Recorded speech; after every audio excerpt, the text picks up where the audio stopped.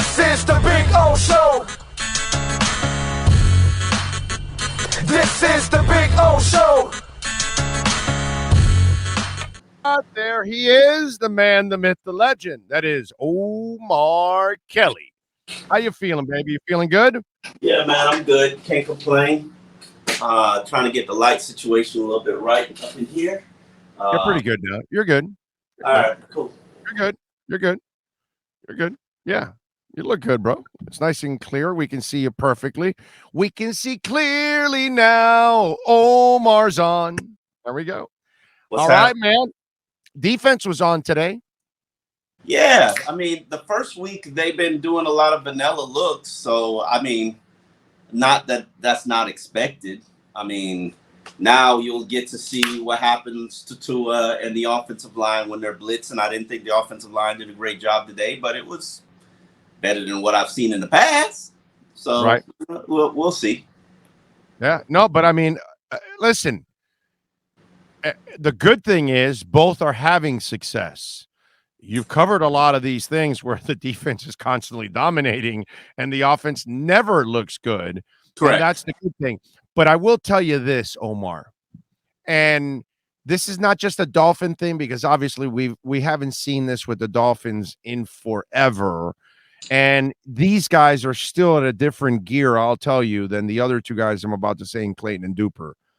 I've never seen two guys on the field for the Dolphins, and very few in the NFL.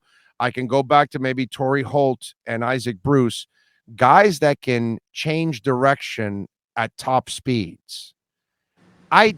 Watching Tyreek, I don't know how you stay with this guy. No, I think it's impossible when he wants to make that comeback he did today.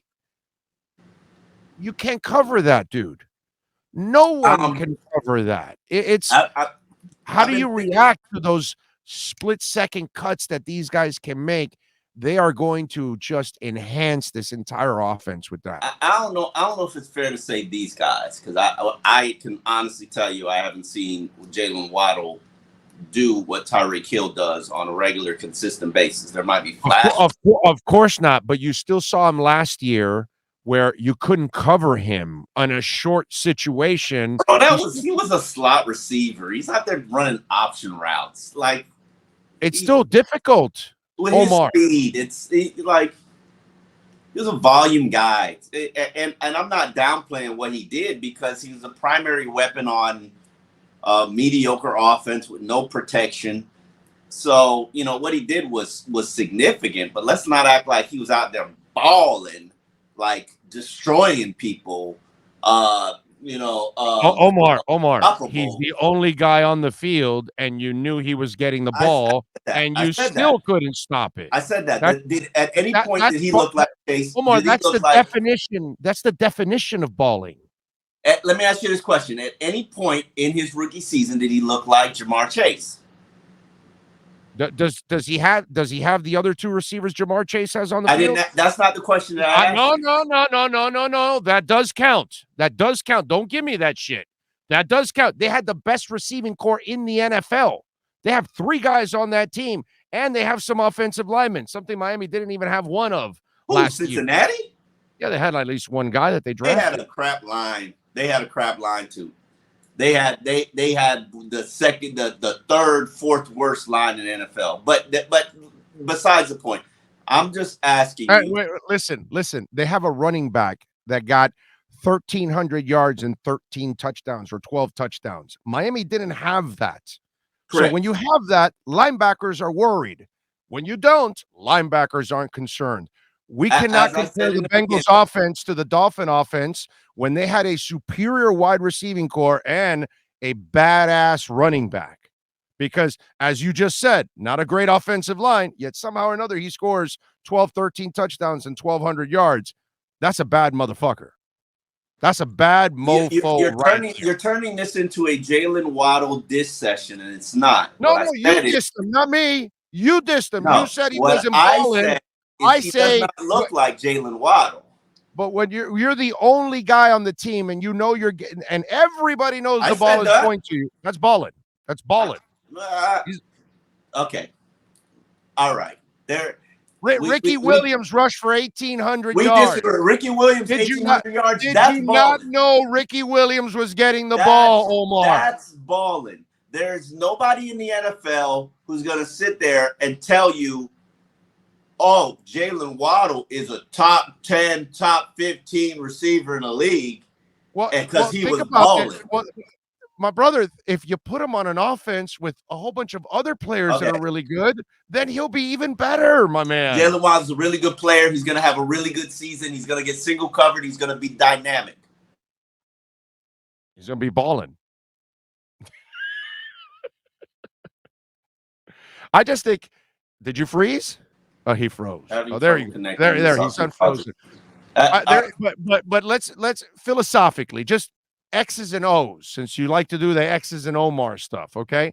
Mm-hmm. But the X's and O's part of it for Mike McDaniel, the pressure those two receivers are going to put on every defense is just going to free up everybody else, because you're going to be so concerned about those two guys. Because when I'm watching this on the field, I'm thinking, how do defensive coordinators scheme against these two guys and then have to worry about Gesicki?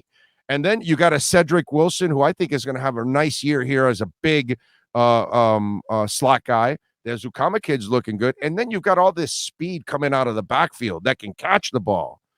I'm just saying, man, I just think that these two are going to serve it up for the offense. That's all I'm saying. They are, and they're tremendously talented and very fast, and it's a dream scenario for a play caller. I just hope they get the tight end situation a little bit addressed. But the run game comes alive, and Teron Armstead is healthy for 17 games a season. It should be a very promising offense. I've gone from being a skeptic of Mike McDaniel, like him, but I don't know about all that. The talk. Well, he's improving. It's fair to have your questions. Yeah. It's fair. But I really am very impressed with him so far. I love the offense. I love the commitment to the run. I love what I've seen from the offensive line so far. Yes. Next week is going to be a better, more accurate test and gauge. Yes. If they can create run lanes against Tampa Bay, then I'll be like, okay, they got something here. But even if they can't create run lanes, this team is still going to stay committed to the run, because they know it's going to open up play action for them. And Tua has been, like I was asking my colleague, Poop, Alan Poupard. You guys know him as Alan Poupard. I don't know what you call him. I've always called him Poop for 15 years. When's the last time we saw an interception in practice? It's been days. I missed Monday, and they said Troy Williams came down with like a tightrope interception in the back of the end zone. But I'm like, 1-on-1, 7-on-7s. I mean, you go from Monday to Friday with one interception. Like, that's a pretty goddamn good week. Yeah. And it's consistent. I didn't see many interceptions the first week. I could think of. Well, that's what I was taught today. Like, today wasn't a great day for Tua. Actually, he wasn't super sharp, and today was his worst day. But no turnovers. But no turnovers. No turnovers. It was not a bad day. It was not a bad day. It wasn't a good day. It wasn't a good day. It wasn't a good day. It was not a bad day. No, that's what I'm saying. It was a Tannehill-esque day. It was there. It was there. It was there. Hey, listen, it was there, and you have to credit the defense for a lot of it. And then there were, I think, 2 throws that he could have had, and that's it. And so, the high throw to the slant. Hill. Yeah. And which other one? He had a one on the sideline that he was off on. I think he overthrew the guy, if I'm correct. I can't. I don't remember correctly. That. It wasn't a bad day, but every day has been consistent. I think he was a little off today, accuracy wise. Yeah. And those things happen. It just happens, you know. What'd you think of the exchange with me and Coach talking a little bit about Connor, and he's not ready, and I'm not ready to panic either. I've said it. I'm concerned, but I think you got to go through next week. Next week's practices with the Bucs and the game. Yeah. If you don't have it fine-tuned by then, because one of the things I was talking about earlier before you joined us was it's not like they're knuckleballs that are going on the ground or the ball's going way over or the guy's ball's head. going super high. Right. It's a little bit of a high snap, but it's not like, oh my God, it's terrible. Yeah. He's got to fine-tune it. So for me, I need you to fine-tune it by next week. No. Don't be. Don't you think by the end of the Tampa game, you got to feel a little better about the snapping, about that? Don't you feel that? They have 5 weeks to get this right. I counted. Yeah, I know, but you're counting the week of practice in between the game and the last preseason, and hell, the last preseason game, a lot of them aren't even going to play. Yes, and I'm counting the week of prep for New England. You have 5 weeks. Yeah. Yeah, but I think what's really important is the 2 practices against these teams, because that's where he's going to have contact. I think if I'm going to focus on something in these 2 practices against one of the best defensive lines in NFL, my focus is going to be on getting that run game going and fits and yes. Do I want good snaps? Absolutely, but that'll cost you a game, Omar. I mean, come on, you got to have the good snapping. They're snaps that's making the quarterbacks jump a little, snaps that's making the quarterbacks lower their body a little bit so the handoff isn't perfect. Right. Could they lead to an errant snap in a game? Yes. Yeah. But these things happen. Listen, I'm more focused on, and just talking to their offensive line coach, I'm more focused on the surge that the center's gonna create, because you've got a guy who isn't just somebody who fills in a spot or holds a gap, but they have Connor Williams out there moving people from the center spot. So he's got to snap the ball, and I saw him working on it with 2 after practice. He's got to snap the ball quickly and get 5 yards down the field. This isn't like easy work for people in this scheme. So they have a center doing a very specific job in a very specific role. Center's got to snap the ball. It's not like he's getting up and going like this. No, he's snapping the ball. Then he's getting 5 yards down the field or getting to his landmark. So it's not an easy transition for him. And I don't think it'll be easy transition for any center unless they played in this scheme. Yeah. No, I'm with you. There's no doubt about that. All right. What else stood out to you today from camp? What did you like or didn't like? Give me something, an Omar observation. I liked what I saw from Teron Armstead when he did practice in 11-on-11s. It was important for me to see. Athleticism, moving to his landmarks, getting downfield. I was like, okay, we can move. We got a tackle that can move. He's a stud, bro. Come on. Yeah, he's a stud. I'm getting a little bit more concerned about durability and body now than I was. That's the only thing you should ever be concerned about with Teron Armstead. That's his only issue, dude. Really? I'm a little bit more concerned now than I was previously, and I will acknowledge that. And I watched him, and this is going to sound really, I study bodies. I've done this for 15 years.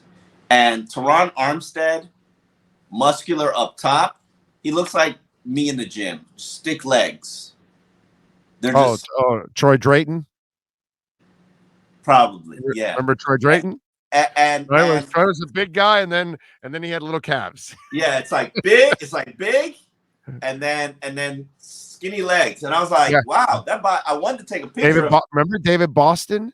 Like David Boston had this enormous body, and then if you looked at his calves, and you're like, yo, dude, the steroids didn't go all the way down. What happened there? Like they didn't travel down. They didn't travel down to your calves. What happened, David? Wow, you went there. What? It didn't. You don't think he juiced up a little bit back in those days? Yeah. He got too big. I think that's what ruined him. Actually, I thought by the time we got him, I looked at him and I was like, dude, you're a wide receiver, not a freaking defensive end. He was too wide already. Yeah, he was it was stiff. I thought it killed his flexibility and all that. And you don't want that for a wide receiver. You want flexibility. You want body. And he was a guy that had body control. That was one of the gifts he had in the air. He was very good with that. But as he got bigger and I think his legs too, just, I don't know. Yeah. So I like to run Armstead. What else did I see today? Love watching Xavier in one-on-ones against Tyreek. Really a great chess match. Shows you, Xavier is elite. Huh? Elite versus elite. You know? It's I mean, while Xavier is taking it easy during practice and rightfully so, I'm one of those believers that get Xavier into the games that matter, and then we'll worry about it then. He might take maybe 20 reps during practice and 20 full speed reps, and everything else is Xavier is just pacing himself, and I'm perfectly fine with that. I saw Channing Tindall today make a play or be in a range of making a play. That's an encouraging thing because I haven't seen him much the first week. One-on-ones. This is something I watch every day because now I've developed a curiosity for it. I've often wondered, why is John Jenkins still around? John Jenkins cannot be stopped one-on-one. And good practice player is what you're saying? I don't even see him in practice dominating or killing people, but in one-on-ones, he just bulls whoever he's playing to the center and to the quarterback, and it's like I thought of that with Ingram today when I'm watching him, the outside linebacker. Ingram's a stud. But he hasn't been a stud the last couple of years as a player. He's been, serviceable. But watching him in practice, I'm like, this guy's awesome for linemen. This guy gives them a hell of a workout, bro, because he thumps in practice, dude. I like that part of it. He doesn't play more than 600 snaps a season, and I think he's going to give you a phenomenal 400 snaps a season. And what that breaks down to per game, I don't know what it is, but it's going to be an impactful, like 20 plays. And your guy, Andrew Van Ginkel, is just gonna be a stud this year. I'll give him this. Van Ginkel, I will say this, had the most well-rounded playlist that has of any orange jersey player. I did not hear Tyreek's Reggae Day, but right now, Van Ginkel, I might have to give Van Ginkel the crown. For I like my R&B and hip hop. You're probably more of an aficionado because you cover everything. Oh, you had a little Ozzy Osbourne in there, bro. Yeah. Listen, it wasn't like the typical rocker day where I'm like bored to death and don't want to hear that. And it's not like Tua Day where it's like, Tua's trying to be too cute with how eclectic he is and how he makes you feel like you're on a Hawaiian vacation. He wasn't Jalen Waddle who wants to trap music you to death. Javon Holland had a good sound too. I wasn't awake for half of Javon Holland's playlist, so I cannot give it its full due respect.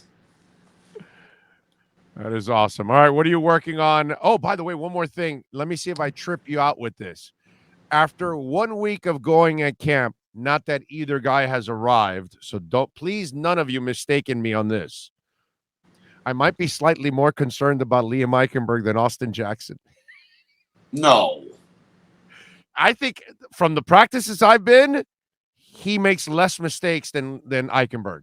It seems to me like Austin and now I talked about this, which is also unfair. Austin is happy. He's at his natural position, which is tackle. Is it? And Liam is not in his natural position at guard. I think he's a guard. But but it's more of an adjustment for Liam than Austin because Austin is most people projected Liam would be a guard in the NFL. But in the week that you've watched in the last week, would you say that Liam Eichenberg has made more mistakes than Austin Jackson? I'm just saying. No. Okay. I will say that Liam is an orange jersey wearer, which means you've had consistent days. You just didn't flash, especially as an offensive lineman. You just didn't flash for one day. Today, Austin Jackson had his worst day. Emmanuel Ogbah has woken up out of his coma. Today, I don't know if there were a lot of linemen that had good. Well, there was that one of the backups that actually played pretty well today, but not really the starters. Yeah, the starters didn't really do well today. They had some trouble today. No. But in fairness to them, Josh Boyer has unleashed his real defense, or what we hope is his real defense. You couldn't, and I was very entertained by the chess match that Tua and Tyreek and Javon Holland and Boyer were playing, where you know how Holland moved out to cornerback territory, and and everybody's in the box, and Tua has to figure out where to go, what to do. And I think that was one of the throws to Tyreek. You know, what I like about this offense is they got answers. What I like about this defense is you don't know what's coming. Like, before the snap is like, surprise, mother, you know, and a lot of times Tua's like standing there like, holy crap. And then sometimes Tua's out there whooping, you know, out there, they got him with their pants down. Right. And it's a chess match on a daily basis, and I love it. I love it. Because Holland is one of the few safeties in the league that can play your slot, that can play outside, that will run defend, and that can play center field. And there's not a lot of safeties that have that kind of versatility. So you can F with the offense by going, wait a minute, I thought he was a free. What the hell is he doing at the slot? And I said Flores. Even McDaniel said it. He's enjoying the chess match between Javon and Tua, and it's probably, I'm trying to think now, because Rashad Jones was an elite safety, and Jeremiah Bell was an upper echelon safety during their career. But we've never had a safety that can do what Javon Holland is doing, which is you could do, like, you don't know, based on what Javon can do, you have no idea what they're doing on a given snap basis. Well, not only that, if there's somebody that's hurting you, that's out, like X is taking care of one guy, but there's somebody else kind of terrorizing you in the middle of the field. Let's not put that on him. He ain't ready for that. Wait a minute. Would you let me finish? X obviously is covering the main guy. Correct. But if there's another guy that's working the middle of the field, kind of terrorizing you, and your slot guy a little undersized or whatever is struggling with it, you can actually move Holland over to the guy to kind of slow things down, because you're not going to bring Jones inside. You're going to keep Jones on the outside. I'm not telling you that Javon Holland is there to take the number one guy off the team and shut him down. You already have that guy. His name is Xavier Howard. I wouldn't feel comfortable. My point is, if there's a complimentary guy that's kind of, you know, giving you a pain in the ass, you could actually sick Javon Holland on him. I don't know about all that. I don't see that. A lot of NFL people thought that he could do that, because that was my guy. I don't know about that. I don't see that. I'm not gonna say that he can do that. Even when he takes on one-on-ones, it's not like he's locking people down. And I'm not saying that one-on-ones is a great indicator, because one-on-ones, this is why people don't understand why I don't watch one-on-one offensive players. Like when it's one-on-one, you know, everybody's watching the ball. You know what I'm watching? I'm watching the offensive lineman versus defensive lineman. Right. Because it's a much bigger indicator to me who can beat, you know, that's what they do on the offensive defensive line. You won't be able to pass if the guys aren't blocking. So, yeah. So I'm with you. And if I can whoop you one-on-one, then it's an indicator to me that somebody's really good or somebody's really bad. Right. Now, if we're having a stalemate, then I'm like, all right, we're stalemate. So, but on offense, one-on-ones, like the offensive player is meant to win. They're designed to win. Like, look at how many double moves these wide receivers run on these guys one-on-ones, and then they catch the ball, and fans are like, oh, yay! Like, celebration, they scored. I'm like, the only time I pay attention to one-on-ones, offense versus defense, is if the defense makes a good play, because right. That's because that's huge, because they have the advantage. That's a the other big side has the advantage. Yeah, yeah. I'm with Like X recovers. Like, no matter what you do to X is going to recover and put himself in position to either be there so you're defended or make a play. You know, that's a rare skill set to have. Like, I don't think it exists on the team outside of X. But you know what bothers me? And the inactivity of the tight end, the invisibility of the tight end, I couldn't tell you what number Adam Shaheen is wearing. I couldn't tell you if Mike Gesicki has 5 catches in the last 8 practice, I'd be shocked. Yes, I agree. Now, let's follow up on that. Is that by design? Because I'm getting the feeling that early part of this, they're more worried about their blocking assignments and make sure that they're a big part of the running game, because we're seeing a lot of 12 personnel too, right? And you're seeing a lot. I think you're going to see a lot of 12 personnel. We're going to see a lot of tight ends set.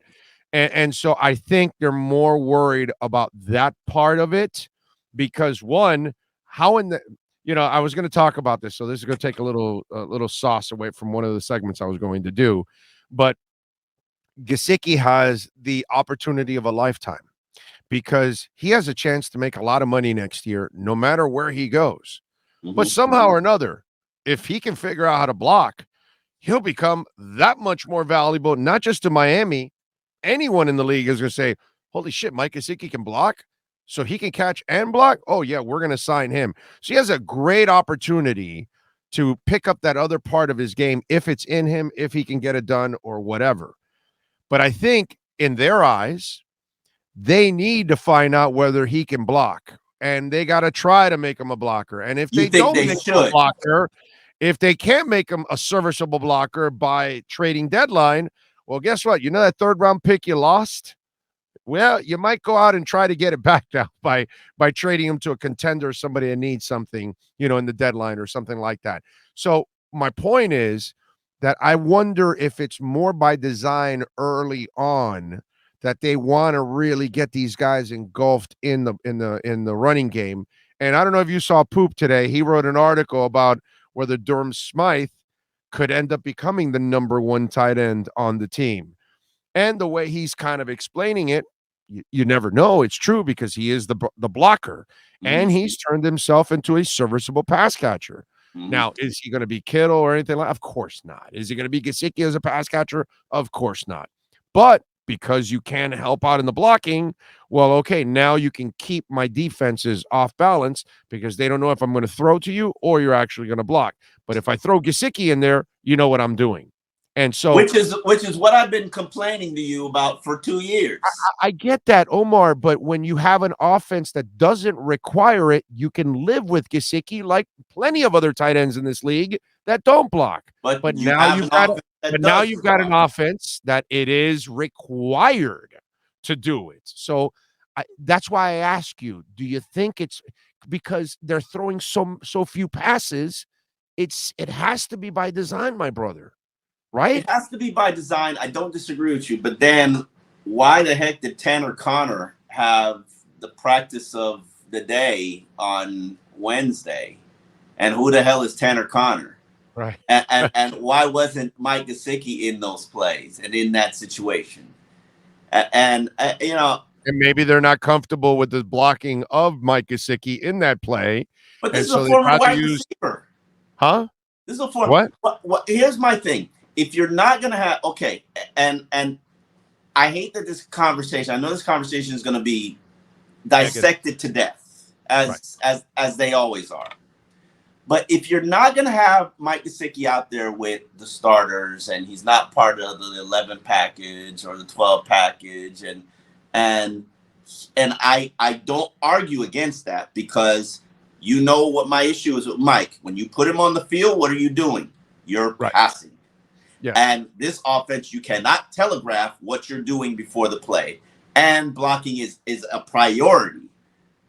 So why not have him down there with the second team? Why not have him as Teddy Bridgewater's go-to target so that you could see if he could work on his blocking. You could see if he can get better in – because they run the same plays for first, second, and third team. And we just don't see Gesicki. It's not like we don't – we just – like, I don't know if he's healthy. I think he's healthy because anytime he gets the ball, he's running like a gazelle. Yeah, he looks healthy. Yeah, it's not. He hasn't been after practice. What I will say this, and Mike is always the last guy on the Jugs machine after practice. And he wasn't today. He's not. He hasn't been for the past couple of days. And I don't know what's going on. We'll know more Tampa Bay week. Also, they haven't been really working on their third down stuff. Mike's a third down weapon. Mike's a third down on the field guy. They haven't really done a lot of third down. They haven't really done a lot of red zone. So, or at least not the days that I was, upright. So I don't know what's happening. All I know is they say they have a tremendous amount of respect for Mike. We all know Mike is a weapon. We all know his limitations. We all know that they say, hey, we're going to teach him how to block. Well, my point is I'm not seeing a lot of that teach him how to block going on. Right. No, I'm with you. I mean, you're watching the sidelines today, the guys, how they're working on punching and how they're working on their blocking and those kind of things. And then you don't see that with Mike Gesicki. And yeah, you're right about that. It's not something that we're watching out there at times. You would figure maybe you would do some one-on-ones with him like you do with the O&D linemen too. You know what I mean? That's a very good point. None of that. I don't know. I'm not stressing it because Mike's got his $10 million. Right. And Mike will be fine one way or the other. And Mike doesn't complain. And Mike doesn't create drama. He's matured. So they'll figure it out. I'm with you. All right. What are you working on the Sun Sentinel so folks can check you out, my friend? And you got I Am Athlete tonight, right? I don't know. Are you on tonight? No, I did it last night. So okay. I have a rare Friday off. I am working on not bad sushi, right? You're not working on any bad sushi, right? Okay. Stop. I'm working on, the power of the playlist. That's what I'm working on. Okay. Players put a lot of respect and effort, and it's such an honor to them. Like it's such an interesting concept, and they take that playlist very seriously. And you get the text, and then you feel that pressure to make that playlist right, so that your teammates don't complain. And everybody walks off. I remember Tua, the day he had it. He was asking the teammate, I can't remember which teammate it was. He was like, how you like that playlist? And the teammate lied to him, of course. Because that's what you do to your leaders. You say, good job, Tua. Yep, exactly. They all tell Stephen Ross good job when they're like, yeah, this fucking guy. All right, anyway, go ahead. I'm sorry. You never got my take on that, I don't think. Did you? Let us have it. Let's go. Go ahead. We're digital. I don't give a shit how long the segment goes or how short it is. Doesn't matter. As long as we get the segment in and we get talking. But if you got, I know I spoke my piece about that shit. So hey, the NFL should really be ashamed of themselves. This should be added to the Flores lawsuit because you're basically showing that you can't and won't police yourself. Right. And you tanked, but you don't want to blame Ross for it because then the whole league and you're sleeping with DraftKings and all these people, and then all of a sudden, absolutely, you're gonna bring so much trouble on yourself when you admit that an owner was taking. This is more proof and evidence that you cannot and will not police yourself, which I'm fine with. Everybody tampers, everybody tanks. Yeah, So but this idiot is the only one that gets caught doing it. I mean, um, everybody. The Heat tanked the year they got Michael Beasley, you bro. telling me that Indianapolis couldn't get caught if they did a probe and investigation into their tanking when they got Andrew Luck? Well, obviously they did it the right way, dude. What's But the right way? they played Curtis Painter, they played their Josh Rosen, and they stuck to their Josh Rosen. You know, Uh, we didn't stick to our Josh Rosen, and that was the problem. That's hey, all you could have gone on and say, guys, this is a developmental year. We're going to play all the young guys because we want to find out who's the future. see, but if you're And saying that's that, it. You didn't you're sell them the saying that, bullshit. if you're saying, and that's the thing, and this is why I'm always, whenever anybody ever says the Dolphins didn't tank, I say bullshit, and I give you two pieces of evidence. No. Flo didn't tank. The team did not tank. Now, the owner The tried to tank. organization tanked. The organization tried The to tank. organization tanked. Right. Flo The did not tank. organization set it up for He for was the the only coach to moron tank. who didn't do what they were supposed to be doing. Right. The coach and the players, because normally the players will never tank. Any player that tanks, he's probably Preston Williams or something like that because he's just lazy. You know what I mean? It's not that they're tanking, they're just lazy. That's all it is. There's a difference. Players will not tank because that's their resume. Normally, that's just the way it is. And coaches normally weren't going to tank because that's their jobs on the line. But that guy had job security because they gave him a 5-year contract. So whatever. The problem is you hired the wrong guy. No. When you hired him, you should have said, hey, all right, we're giving you a 5-year contract. You understand we're really not trying to win this first year, correct? And Before you sign this contract, you realize we're really not trying to win this year, right? We're really going to try. And this is the concept and part of it that blows my mind. And Flo will swear that conversation never happened. And as I said to him on the I Am Athlete interview, bro, and that's believable because it's Stephen Ross who does a lot of stupid shit. If you're claiming a guy on Tuesday and starting him on Sunday consistently, whether the organization said, hey, we claim Nate Webster, you're going to have to start him on Sunday, somebody's giving you that directive. And there's a reason why they're giving you that directive. What do you think that reason is? Right. Yeah, of course. So don't claim you didn't know what was going on. Right. Well, listen, the thing I hate about Flo, too, is, dude, you were with Belichick for 16 years. So now's when you get scruples? Now's when you don't want to cheat? Now's when you don't want to do things? Come on, bro. You were with King Cheater for 16 years. You know all the shit that guy pulls consistently. Everybody knows. The whole league knows. The whole league is terrified of going to Gillette Stadium because mysteriously their headsets don't work.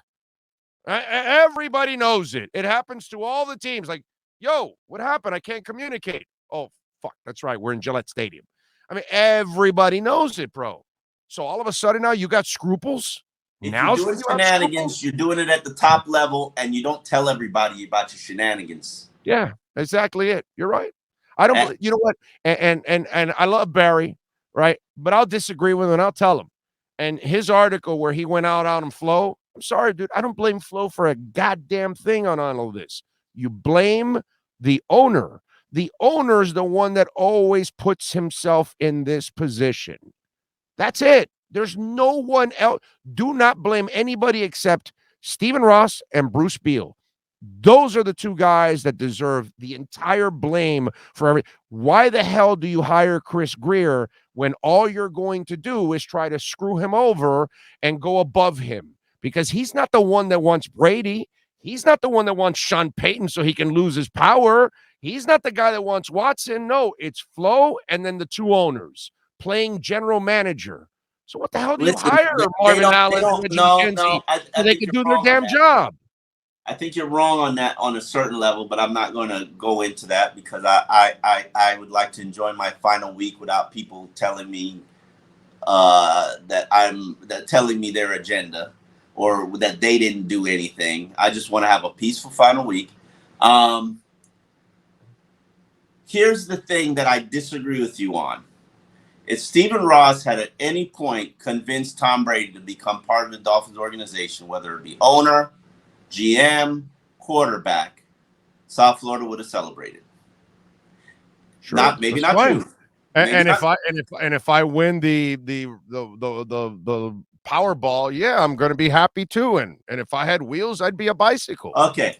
And the bottom line is you got to get it done. This is the same clown. And see, when you say in your thing, oh, and we still, challenge their findings and all that, dude, you have no credibility. You went to go get Harbaugh. Shut up, Stephen Ross already. Stop already, dude. Do you know that he's a perennial cheater now? Now he's a habitual cheater and he's a habitual liar now. Besides being the owner of the Miami Dolphins, Stephen Ross is a habitual liar and a habitual cheater. That is reputation now. I don't think he understands that. I don't think he cares. So please stop telling us that others are lying when you have no credibility. I mean, dude, you went to go get Harbaugh. So don't tell me that you didn't try to get Brady and everything else. He never denied that. He never denied any of that. He did not deny any of that. He's denying the tampering. Dude, I'd respect you more if you just lay on the sword. I apologize, nation. I tried. I was overzealous. I wanted to win so desperately. And yes, I tried to get the quarterback and I failed. And yes, I did tamper and I apologize that my team has to lose a first and a third. I would at least respect that. But you're going to lie all the way to the end, even after you got busted? What are you, my 10-year-old kid? Come on, dude. Seriously. That's what a 10-year-old does, Omar. You bust the 10-year-old, and the 10-year-old keeps telling you, no, I didn't do it. If I stick to the lie, eventually you're going to believe it. Oh, well, yeah. I got Alex Jones made people think that Sandy Hook didn't happen. You got a guy with orange hair that keeps repeating the lie about the election, and people believe it. So, yes, you are right. In this world, you repeat the lie enough, you'll sucker enough people. Yes, you are correct. If I consistently say the lie, yeah, somebody's going to believe it. You're right. Listen, but as I said, if you deliver Tom Brady or delivered Sean Payton or delivered Tom Brady and Sean Payton, Dolphins would be the hottest team in the NFL. Yeah. His problem is he swings for the fences all the time, and he's a 220 hitter. Yeah, but he's got a wiffle ball bat. The baseball's coming down the pike, and you're swinging with a wiffle ball bat. No, it's going to give. And that's the problem with he's got a real legitimate Stephen Ross's wiffle ball bat. He needs a little Viagra in that bat. The bat's a little heavy for him, and his swing is a little late. But one day he's going to get his strength up, and he's actually going to hit a home run. One day. I don't know when. Omar, he did it already. He hired Chris Greer. Let the man do his job. Leave him alone. Let him do the job, and that you will be just fine. He just took away a first and a third from the guy that he's been working hard. Chris Greer's been here for 20 years. If he needed a first and a third, he should have took care of it in 2020 when he had 3 first-round picks. And he's in charge now, and that's what counts. Okay, so he's in charge. He's created all. Love Chris Greer. Don't know if he's the answer. Well, I look at his work and I say he is the answer. But you gotta. He screwed up with the coach in hiring the wrong coach. Now, hopefully, he got it right with this coach. But what you got to do is you can't have the owners cock blocking you. This ain't even his hire, bro. Yeah. Listen, it's going to be interesting to see what happens with the Dolphins. I think they got a good hire. How long they'll stay committed to him. Results. Let's get out there and do it. I love what I'm seeing so far. Tampa Bay week, it will probably be the great equalizer, and we'll see what comes from that. We will find out. Aaron Wilson, by the way, says the NFLPA announces it has filed a written reply to appeal Deshaun Watson's disciplinary matter. They had until midnight to do so, per a league source, according to Aaron Wilson. All right. See what happens there. Follow him on Twitter at Omar Kelly. Catch his work there for now at the South Florida Sun Sentinel. So subscribe and follow Omar Kelly there at the Sun Sentinel for now. And Omar, have a fantastic weekend. I'll see you tomorrow over at camp, bro. All right. You got it. Omar Kelly.